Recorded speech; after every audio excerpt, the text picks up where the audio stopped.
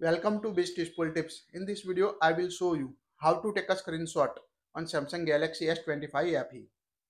In this video, I will show you three different methods to take a screenshot or capture the screenshot on your latest Samsung S25 FE or any other One UI 8 device. So, first method, you can use the standard method and one of the oldest method.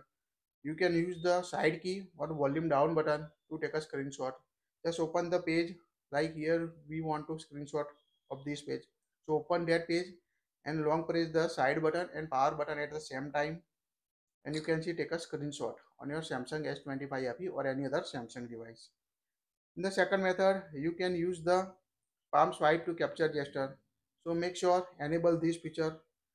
To enable this, open the app drawer, tap the settings app, scroll down up to the advanced features, tap on advanced features, tap on motions and gestures. Here you can find palm swipe to capture. Swipe the edge of your hand across the screen to take a screenshot option. So you can capture the screenshot, just open the screen, like we want to capture this screenshot.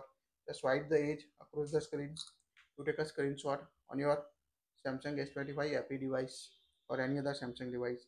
The last one method is the hidden method. By default, hide take a screenshot option in the quick setting menu. So swipe down the quick panel on your device.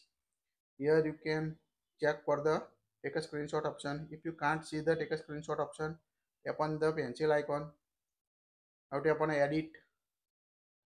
Now here you can find the take a screenshot. Find the take a screenshot option.